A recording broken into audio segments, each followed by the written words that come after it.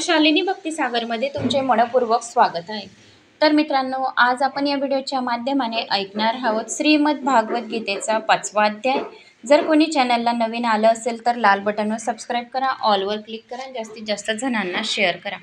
कुठून कोणत्या गावाहून तुम्ही माझा हा व्हिडिओ ऐकत आहात, आपल्या गावाची कमेंट्स नक्की करा। तर तुमचे भरपूर गावांच्या कमेंट्स आल्या, 150 ते 200, धन्यवाद, थँक्स। त्यातून सर्वात महत्त्वाचे 2 प्रश्न आहेत, त्यांच्यावर फक्त उत्तर ऐका आणि मग आपण पुढे अध्यायाला सुरुवात करूया। एका जणाला बरेच वर्ष झाले मूलबाळ होत नाही आहे, तर काय उपाय करावा? तर मूलबाळ होत नाही आहे त्यासाठी पितृदोष सुद्धा असू शकतो। तर पितृदोषाची तुम्ही सर्वात जास्त पिंपळाच्या झाडाची सेवा करा आणि संतान प्राप्तीसाठी गोपाल सहस्त्र नावाचा जप करा आणि भगवान श्रीकृष्णाला, म्हणजे जे आपले साध्या भाषेत आपण म्हणतो बाळकृष्ण, लंगड्यादेव म्हणतात, बाळकृष्ण म्हणतात, तर त्या बाळकृष्णाला तुम्ही रोज काहीतरी तूप, लोणी, काहीतरी नैवेद्य म्हणून दूध, साखर, पंचामृत म्हणून अर्पण करा आणि रविवार सोडून तुम्ही तुळशीपत्र भगवान बाळकृष्णाला अर्पण करा आणि बाळकृष्णाला प्रार्थना करा की मला बी तुझ्यासारखा छान बाळ होऊ दे, पुत्र होऊ दे, अशी तुम्ही बाळकृष्णाला प्रार्थना करावी। भगवान शिवाची आराधना करा, त्यासाठी सुद्धा संतान प्राप्ती होते। रोज भगवान शिवाचं जे पाणी आपण शिवलिंगावर चढवतो थोडं प्राशन करा आणि ते पाणी प्राशन केल्यानंतर आपल्या पतीला पण तेच पाणी प्राशन करायला द्या, याच्याने बी लवकर संतान प्राप्ती होते। नाही तर आशापुरा मातेचे व्रत 9 मंगळवार माझे शालिनी भक्तिसागरवर व्रतकथा सहित संपूर्ण माहिती सहित व्हिडिओ आहे। तर आशापुरा मातेचे 9 मंगळवार येते, संतान प्राप्ती 100% निश्चितच आहे। तर आशापुरा मातेचे कजबुजमध्ये आहे ही माता। तर 9 मंगळवारचे व्रत करताच बरोबर संतान प्राप्तीच काय, ज्या इच्छा ज्या लग्न होत नाही आहे, व्यापारमध्ये सुद्धा एक क्वेश्चन आहे, 2च सांगितले होते मी, तर व्यापाराचा एक क्वेश्चन आहे आणि अडचण खूप घरात आहे, आर्थिक अडचण। तर 9 मंगळवारचे व्रत एवढे चमत्कारिक आहेत की व्यापारात लाभ होतो, धंद्यामध्ये बढोतरी होते, संतान प्राप्ती होते। ज्या मुलामुलींचे लग्न जुळत नाही आहे त्याच्यासुद्धासाठी रामबाण इलाज आहे। मुलामुलींचे लग्न जुळत नाही तर ह्या पितृपक्षात नारायण नागबली सुद्धा तुम्ही करू शकता। आर्थिक परिस्थिती सुद्धा त्याच्याने लवकरात लवकर बरी होते। पितरांची सेवा, तर्पण करा, गाईला गूळ पोळी खाऊ घाला, हरभऱ्याची डाळ खाऊ घाला, याच्याने व्यापारात बी लाभ होतो। आणि ज्या मुलामुलींचे लग्न जुळत नाही आहे, प्रश्न आहे, तर त्याच्यासाठी कोणत्याही सोमवारी तुम्ही एक श्रीफळ घ्यायचं, त्या श्रीफळाला शेंडी आहे तिथे साईडला तुम्ही छेद करून घ्यायचा, एक म्हणजेच छेद करून घ्यायचा आणि ते पाणी काढून घ्यायचं नारळाचं, आणि नारळाचं पाणी काढल्यानंतर त्याच्यात पूर्ण नारळ साखर भरून द्या आणि साखर भरल्यानंतर तुम्हाला ते नारळ ओम नमो भगवते वासुदेवाय नमा या मंत्राचा, आपलं गोत्रनी ज्या मुलगा असो या मुलगी असो ज्याचं लग्न जुळत नाही आहे त्याचं नाव घेऊन तुम्हाला ते साखर भरलेलं नारळ पिंपळाच्या झाडाखाली ठेवून यायचे। 5च सोमवार करा, कारण की संपूर्ण 5 सोमवार तुम्ही श्रद्धा विश्वासाने करणार। ते नारळ मुंग्यामध्ये जी साखर, म्हणजे साखर भरलेली ज्या नारळामध्ये, तर ते म्हणजे मुंग्या येतील, काळ्या मुंग्या, आणि खाऊन जातील, तेवढे तुम्हाला आशीर्वाद लाभेल। आणि मुलगा असो की मुलगी असो त्याचं लग्न लवकरात लवकर जुळण्यासाठी अतिशय रामबाण इलाज आहे। माझ्या भावाचं बी जमत नव्हतं तर 5च सोमवार केला होता मी हा उपाय पिंपळाच्या झाडाखाली नारळाचा, तर लगेच झालेलं होतं। आणि आमच्या शहापूरमध्ये बऱ्याच जणांनी 9 मंगळवार, मी शहापूरला राहते, तर 9 मंगळवारचे व्रत केले, त्यांना उद्यापन 9व्याच मंगळवारी उद्यापन करतात, तर उद्यापन झाल्यानंतर 2-3 बायकांना प्रेग्नेन्स झालेले होते, तर संतान प्राप्ती मुलगाच झाला त्यांना। तर हे 2 प्रश्न तुमचे महत्त्वाचे होते, तर मी यांच्यावर तुम्हाला हा उपाय सांगितला। व्यापारात सुद्धा तुम्ही लाभसाठी नारळाचा उपाय करू शकता, मुलगा मुलींचे लग्न जुळण्यासाठी हा उपाय करू शकता। आर्थिक अडचण आहे तर हा नारळाचा उपाय साखर भरून करा।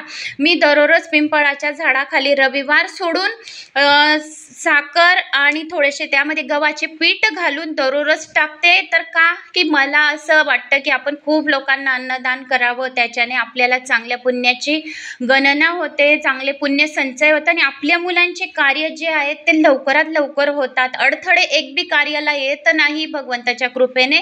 तर हा उपाय दररोज करा. मुंग्यांना दररोज साखर तरी टाका. गव्हाचे पीठ नाही बी राहिले, साखर बी आपण वाटीभर घेऊन गेले तर एवढं आत्म्याला संतुष्ट आणि खूप छान वाटतं, मनाला शांती वाटते. कारण की त्या मुंग्या जेव्हा येतात अशा खूप साऱ्या आणि साखर खाऊन जातात तर आपल्याला आशीर्वाद देतात, धनामध्ये बी वाढ होते. प्रत्येक कोणत्याही कार्यामध्ये असो या कोणत्याही कामामध्ये पैसा पैसा पैसा पैसा काही नाही आहे, तर काहीतरी कर्म आपल्याला ते सुद्धा संतुष्ट करून जातात. आपल्या स्वइच्छेने काहीतरी कार्य केलं पाहिजे, त्याच्याने आपल्याला खूप आनंद मिळतो. समोरच्या व्यक्तीला ज्या वेळेस चेहऱ्यावर हसू येतं, आनंद येतो काही कामानिमित्त, तर तो सुद्धा आनंद आपल्या मनाला सुख आणि शांती आणि सुख वाटते. या जगामध्ये सुखासाठी लोक इकडे तिकडे पळतात, पण सुख आणि शांतीसाठी आपण मुंग्यांना वाटीभर साखर तरी द्या, या त्याच्यात अर्धी वाटी साखर अर्धी वाटी गव्हाचे पीठ असे पण दिले तर खूप संतुष्टी वाटते मुंग्यांना. असं काही दिल्याने हे जे उपाय आहेत हा खूप कारागर आहेत. 41 दिवस सुद्धा हा सतत करत राहिले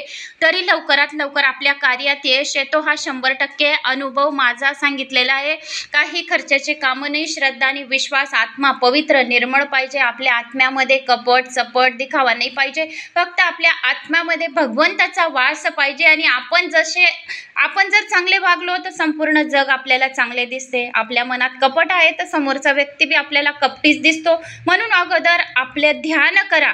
ध्यान दोघी बुवयांमध्ये आपल्या शांत बसा, 5-10 मिनिटं रोज ध्यान करा. कोण काय बोलतं नाही बोलतं त्या गोष्टींवर लक्ष सोडून त्या व्यक्तीला आपल्या मेमोरीमधून डिलीट करा. घरात असे काही लोक राहतात आपले दिमाग खराब करतात, तर ते तुम्हाला त्या व्यक्तीला आपल्या मेमोरीमधून जसं ब्लॉक करतो आपण कोणाला, तसे त्याला आपल्या डोक्याच्या मेमोरीमधून ब्लॉक करून तुम्हाला हे कार्य करायचे. तुम्ही जर कोणी व्यक्ती आपलं मन दुखवत असेल, कोणी उनदुनं बोलत असेल, तेच दिवसभर डोक्यात ठेवून बसणार तर तुमचे कार्य होणार नाही. कारण तुमचं अर्ध लक्ष त्या व्यक्तीमुळे, काही लोक असे राहतात की आपण त्यांच्याकरता खूप खूप करतो पण त्याच्या मनाला संतुष्टीच नाही लागत, तर ते व्यक्तीला सोडून दिलेलं बरं, डिलीट केलेलं बरं, ब्लॉक केलेलं बरं. जर आपल्या जवळ लाखो लोक आहे आणि एक व्यक्ती तसा आहे तर एक व्यक्तीला सोडून आपण लाखो लोकांना अपनावावं, हे माझं म्हणणं आहे. तर असे तुम्ही कार्य आपल्या मुलांसाठी या सर्वांसाठी तुम्हाला जे चांगलं वाटतं ते नक्की करा. तर तुम्हाला हे नक्की करावंच लागेल, कारण तेव्हाच तुम्हाला हा कोणत्याही कार्याला यश येईल. एवढं श्रद्धा आणि विश्वासाने हे 2-3 कामं करा, लगेच तुम्हाला रिझल्ट दिसेल. तर आता जास्त टाईम घेऊन घेतला मी तुमचा, तर पण मला समजवणं बी तुम्हाला भाग होतं की कसं काय करायचं आहे, त्यामुळेच तुमचे काय कामं पण होतील. प्रत्येक कामावर हे रामबाण उपाय आहेत, तर नक्की करा. श्री गणेशाय नमो नमः. वक्रतुंड महाकाय सूर्यकोटी समप्रभ निर्विघ्नं कुरु मे देव सर्वकार्येषु सर्वदा. अध्याय 5. तर 3ऱ्या आणि 4थ्यामध्ये अर्जुन आणि श्रीकृष्णाने काय संवाद केला, संपूर्ण कर्माविषयीच केलेला आहे. जर आपले कर्म चांगले राहिले, आपण कोणत्याही कामात जर हात टाकला तर नशिबाची साथ नक्की असते. कर्माबरोबर नशिबाची साथ असणे अतिशय जरुरी असते. म्हणून प्रत्येक व्यक्तीशी आपण चांगलं वागा, मौन पाळा, कमी बोला, पण समोरच्याला आनंद देऊन जा, याच्याने कर्म बनतात. जर आपण काही काम असे करतो की कोणी व्यक्तीला फक्त कशात संतुष्टी वाटते की त्याचं मन दुखवण्यामध्ये, मी कसं तिने मला बोललो तर मी आता रिपीट तिचं उत्तर तिलाच देईल आणि तिच्या आत्म्याला दुखवेल, तेव्हा मला शांती भेटेल. त्याला काहीच म्हणजे मतलबच नाहीये, त्याला काही याला म्हणजे या गोष्टीला अर्थच नाहीये. तर हा अर्थ काढून तुम्हाला आपल्या फक्त कर्माविषयी बघायचंय, लोकांकडे बघायचं नाही. पुढे प्रगती करणाऱ्यांचे लोक हजारो आहेत की पाय ओढणारे असतात. तर तुम्हाला आपल्या कर्मावर सर्वात जास्त विश्वास ठेवावा लागतो. प्रत्येक व्यक्तीला आपल्या कर्मावर विश्वास असावा लागतो. आपल्याला माहिती आहे आपण सकाळपासून उठल्यापर्यंत रात्रीपर्यंत काय कर्म केले आहे, कोणाचे मन दुखवले, कोणाचे नाही दुखवले आणि किती जणांना आपण आनंद दिलेला आहे हे फक्त आपल्यालाच माहिती राहतं. तर हे काय बनतं, कर्म. 3-4 अध्यायात काय सांगितलं, अर्जुनाने श्रीकृष्णाने संवादमध्ये श्रीकृष्णाने संपूर्ण अर्जुनाला जे भागवत गीता सांगितली कर्माविषयी समजवण्याचा प्रयत्न केला. आपण 3 आणि 4 अध्यायात हेच ऐकलं. तर 3 आणि 4 अध्यायात कर्माविषयी आपण भरपूर ऐकलं. अर्जुनाने अर्जुनाने भगवान श्रीकृष्णाच्या श्रीमुखातून कर्माची विविध प्रकारे प्रशंसा ऐकून त्यानुसार कर्म करण्याची प्रेरणा आणि आज्ञा घेऊन हे देखील जाणून घेतले आहे की कर्मयोगेद्वारा भगवान स्वरूपाचे तत्वज्ञान आपोआप होते। चौथ्या अध्यायाच्या शेवटी भगवंताने अर्जुनाला कर्मयोग करण्याची आज्ञा दिली, परंतु अधूनमधून ब्रह्मग्रह पर यज्ञ पूजहिंत तर यज्ञ सुद्धा करायला सांगितले। यज्ञ जर केले ते सुद्धा आपले कर्म बनतात, तर अशी कर्म संन्यासांची प्रशंसा केली। यामुळे अर्जुनाने या दोहांपैकी कोणते साधन आपल्यासाठी श्रेष्ठ आहे, कोणते चांगले आहे, कोणते वाईट आहे हे ठरवू शकला नाही तर अर्जुन, म्हणून याचे उत्तर भगवान श्रीमुखातूनच ऐकायला मिळाले। या हेतूने मग अर्जुन विचारतात, अर्जुन म्हणाला, 5वा अध्याय सुरू झालेला आहे। अर्जुन म्हणाला, हे श्रीकृष्ण, मागे तुम्ही कर्माच्या संन्यासांची आणि आता पुन्हा कर्मयोगाची प्रशंसा करीत आहेत, तरी या दोहांपैकी एकच जे माझ्यासाठी अगदी निश्चित कल्याणकारक साधन असेल तेच मला सांगावे। श्री भगवान म्हणाले, कर्मसन्यास व कर्म हे दोन्हीही परम कल्याणकारी आहेत, परंतु या दोहांमध्ये कर्मसन्यासापेक्षा कर्मयोग हा आचरण करायला सोपा असल्याने श्रेष्ठ आहेत। हे अर्जुन, जो कोणाचाही द्वेष करीत नाही आणि कशाचीही आकांक्षा करीत नाही तो कर्मयोगी सदा संन्यासीच समजणे योग्य आहे, कारण आसक्ती द्वेषाची द्वंद्वापासून रहित पुरुष अगदी सुखपूर्वक भवबंधनातून मुक्त होतो। मूर्ख लोक संन्यास व कर्मयोग यांना निरनिराळी फळे देणारी मानतात, ज्ञानी जणांना मात्र तसे वाटत नाही, कारण दोहांपैकी एक मार्गाचेच उत्तम प्रकारे आचरण करणारा पुरुष दोहांचीच फळ स्वरूप असलेल्या परमात्म्याला प्राप्त होतो। शाक्य मार्गाने जाणारे जे परमधाम मिळते ते कर्मामुळेच कर्मयोगाच्या मार्गाने जाणाऱ्यांना मिळते, म्हणून जो पुरुष ज्ञानयोग व कर्मयोग यांना फळरूपाने एक पाहतो तो यथार्थ राहतो, त्याचे सर्व काही चांगले होते। हे महाभाऊ, कर्मयोगाशिवाय होणाऱ्या संन्यासांची अर्थात मन, इंद्रिय, शरीरद्वारा होणाऱ्या सर्व कर्मांमध्ये कर्तपणाची त्यागाची प्राप्ती होणे कठीण आहे, परंतु भगवत स्वरूपांचे मनन करणारा कर्मयोगी परब्रह्मा परमात्म्याची शीघ्र प्राप्ती करतो। ज्याने मन वश केले आहे, जो जितेंद्रिय व शुद्ध अंतःकरणाचा आहे, तसेच प्राणी मात्रांच्या आत्म्याशी ज्याचा आत्मा एकरूप झालेला आहे, असा कर्मयोगी सर्व कर्म करीत असूनही अलिप्त राहतो। तत्ववेता साक्य योगी पाहणे, ऐकणे, स्पर्श करणे, वास घेणे, खाणे, चालणे, झोपणे, श्वासोच्छ्वास करणे, बोलणे, देणे, घेणे, डोळ्यांची उघड झाप करणे या सर्व क्रिया काय आहेत, इतरांप्रमाणेच करीत असलेले सर्व इंद्रिय आपल्याला विषयात वावरतात असे समजून मी काहीच करत नाही असे निसंदेह मानतो। जो पुरुष सर्व कर्म परमात्म्याला अर्पण करून आसक्ती त्यागून कर्म करतो तो पाण्यातील कमलपत्राप्रमाणे पापांपासून अलिप्त राहतो, त्याला कोणत्याही पापाचा भागीदारी राहत नाही, कारण तो त्याचे कर्म असं म्हणत नाही की मला फळ भेटेल, मला पैसे भेटतील, काही भेटेल म्हणूनच मी कर्म करतो, म्हणून सर्व काही पैसा आणि सर्व काही लालच आणि सर्व काही स्वार्थासाठी नसतं, दुसऱ्यांसाठी जीवन जगावे केव्हाही दुसऱ्यांचा विचार सतत करणाऱ्या व्यक्तीला जास्त कर्मफळाची व्यक्ती भेटते की आपण जर काही दिवसभरातून कार्य करतो तो दुसऱ्याला किती आनंद देत आहे। हे महत्त्वपूर्ण व्यक्ती जे राहतात ते हे खूप मायना ठेवतं, खूप काही याचे ठरवू शकतो की आपण दिवसभरातून किती जणांना आपण हसवलं आहे, किती जणांशी चांगले बोलले, हे महत्त्वपूर्ण आहे। म्हणून दुसऱ्यांसाठी थोडंसं तर आपल्यासाठीच, हर एक कोणी आपल्यासाठी जगतो, पण स्वार्थासाठी जगू नका, दुसऱ्यांसाठी जगून पहा, दुसऱ्यांसाठी काही कार्य करून पहा, किती मनाला आनंद मिळतो, किती सुख शांती मिळते, किती झोप शांत येते। दुसऱ्यांसाठी जगणं हे सर्वात महत्त्वपूर्ण आहे, पण क्वचित लोक आहे आजकालच्या या कलियुगात दुसऱ्यांचा विचार करतात। आजकालच्या जगामध्ये स्वार्थाचा जास्त विचार राहतो, हर एक गोष्टीमध्ये स्वार्थ झालेले आहे, आजकाल हर एक गोष्टीमध्ये स्वार्थ झाले, पण स्वार्थ सोडून निस्वार्थ जीवन जगा, याच्यात आपल्याला फलाची कामना करायची नाहीये। फल तो भगवान आपोआप देईल, आपण फक्त फल कर्म करत राहा, फळ तो एवढं देतो की जो फळ आपले जशी आपण आपले बीमा करतो, एवढ्या मारतो, तर ते पुढे त्या एवढ्या कर्माच्या एवढ्या मोठ्या होतात, तर ते आंबे सावरणे आपल्याला मुश्किल राहतं, एवढ्या खुशिया येतात, एवढ्या आनंद येतो, तर कर्म चांगले राहिले तर सर्व काही आपले कार्य सफल होतात। तर सर्व काही हे अर्जुन आणि श्रीकृष्ण कर्मांचे विषयांमध्ये सांगितलेले आहे सर्व। तर असे हे कर्मयोगी ममत्व बुद्धी रहित होऊन केवळ शरीर, मन, बुद्धी, इंद्रिय आसक्त त्यागून अंतःकरणाच्या शुद्धीसाठी कर्म करतात। कर्मयोगी कर्मफळाचा त्याग करून भगवत प्राप्त रूपी शांतीला प्राप्त होतो।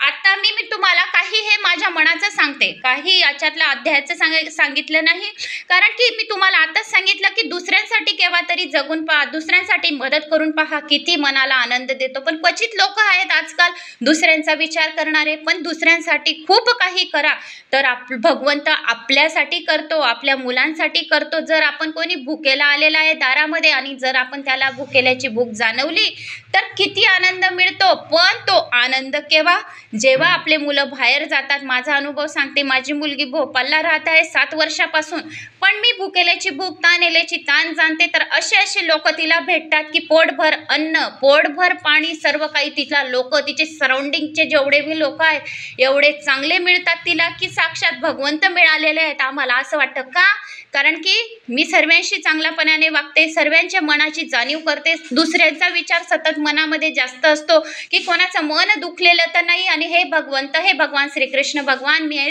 गणपती बाप्पाला पण हेच सांगितलं, सर्व देवांना हेच सांगते की माझ्या हातून वाईट कर्म कधीही घडो ना, मी कोणाचं मन कधीही दुखो नाही, अशी मला तू सद्बुद्धी दे.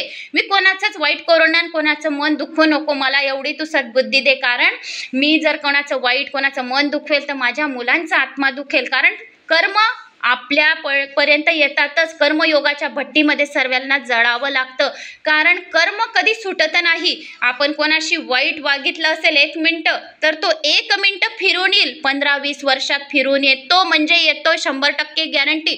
म्हणून कर्म आपण असे करा की फिरून ते आपल्याबरोबर कधीच येऊ नये. म्हणून आपल्या हातून वाईट कर्म कधीही घडू नये. सर्व काही या श्रीकृष्ण आणि अर्जुन संवादामध्ये बी कर्मयोगांपासूनच चाललेलं आहे.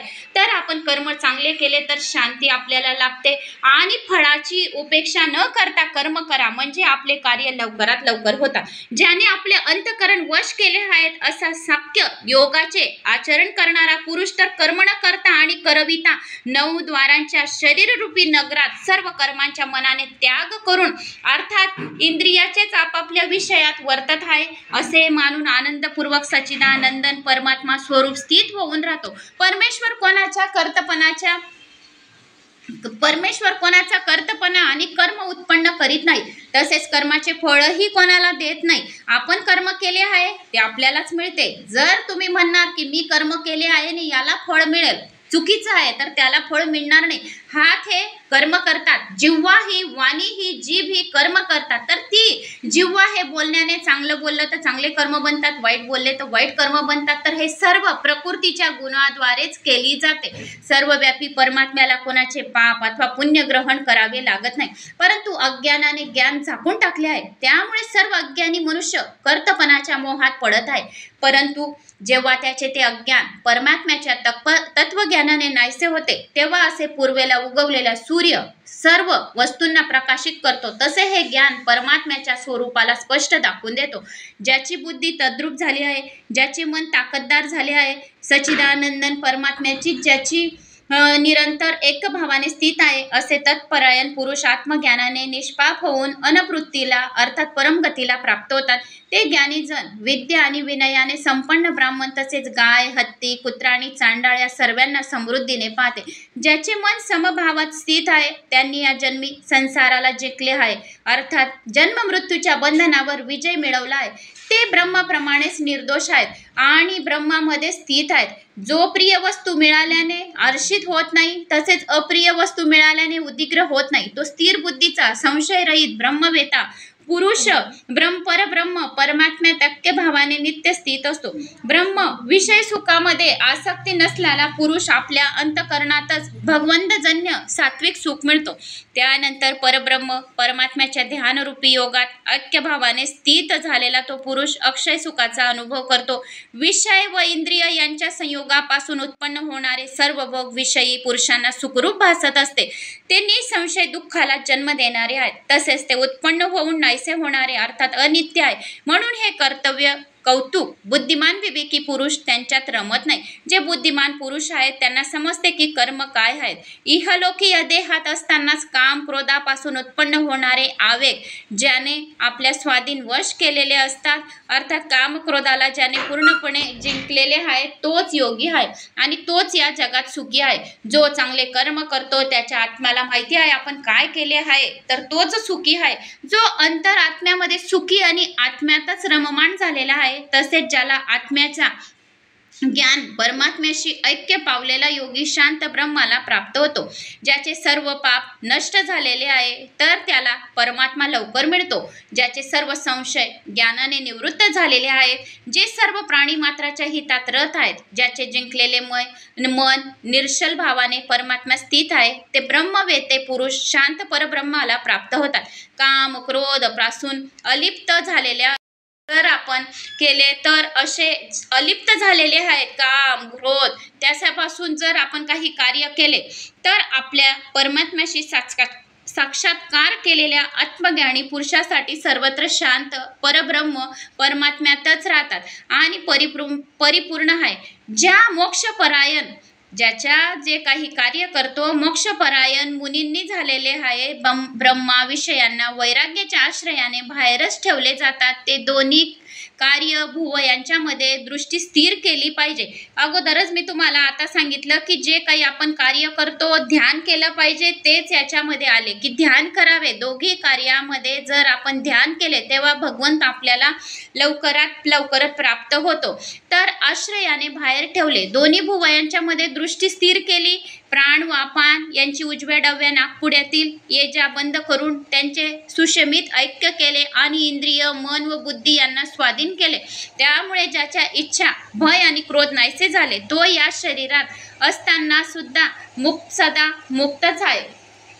हे अर्जुन, माझा भक्त मला सर्व यज्ञ व तपाचा भोगता आहे. सर्व लोकांच्या ईश्वराचाही ईश्वर, तसेच सर्व प्राणी मात्रांचा सुयज्ञ अर्थात निस्वार्थ दयाळू व प्रेमी असे तत्व जाणून शांतीस प्राप्त होतो. अशा प्रकारे उपनिषद ब्रह्मविद्या आणि योगशास्त्र रूपी श्रीमद भागवत गीतेच्या श्रीकृष्ण अर्जुन संवाद कर्मसन्यास योग नामक 5वा अध्याय पण संपूर्ण झाला आहे. तर मित्रांनो, मला अशी आशा आहे की तुम्हाला माझा हा अध्याय आवडला असेल. आवडला तर लाईक शेअर सबस्क्राईब करा. आपल्या गावाची कमेंट्स काही प्रश्न असतील तर ते प्रश्न करा. पण प्रश्न मी शनिवारी रविवारी तुम्हाला उत्तर देईल, कारण की ही रेकॉर्डिंग सोमवारपासूनच चालू झालेली आहे. मंगळवारी मी भोपाळ जात आहे मुलीचा संपूर्ण सामान घेऊन हॉस्टेलसाठी. तर 4 दिवस मी भोपाळला राहणार आहे. पण व्हिडिओची तयारी करून प्रत्येक अध्याय तुमच्यापर्यंत पोहोचेल रोज बरोबर. आज सोमवारी ही रेकॉर्डिंग करत आहे, पण अगोदरची बी मंगळवार बुधवार गुरुवार शुक्रवार शनिवारी मी घरी येईल. तर 5 दिवसाचे 5 अध्याय मी घरून तुमच्यापर्यंत रोज बरोबर येत जातील. पण प्रश्नांची उत्तरं रविवार सोमवारी सर्वांचे एका याच्यातच देऊन देईल, कारण की तिकडे मला जमणार नाही 4-5 दिवस तिचा संपूर्ण सामान वगैरे लावायचा. त्यामध्ये रेकॉर्डिंगला टाईम राहणार नाही. तर घरूनच संपूर्ण तिची पण तयारी तुमची पण रेकॉर्डिंगांची अध्यायांची तयारी करूनच मला निघावं लागेल. तर 5 दिवसानंतर सर्व कमेंट्सवर उत्तरं येऊन जातील. तर जास्तीत जास्त जणांना व्हिडिओ शेअर करा. खूप छान आहे भागवद्गीता. पितृपक्षात ऐकल्याने पितृदोष 100% गॅरंटीने दूरच होईल. तर जय श्री महाकाल. ओम नमो भगवते वासुदेवाय नमः कमेंट्स बॉक्समध्ये नक्की करा. सर्व प्रश्नांची उत्तरं रविवार सोमवारी तुम्हाला येऊन जातील. जय श्री महाकाल.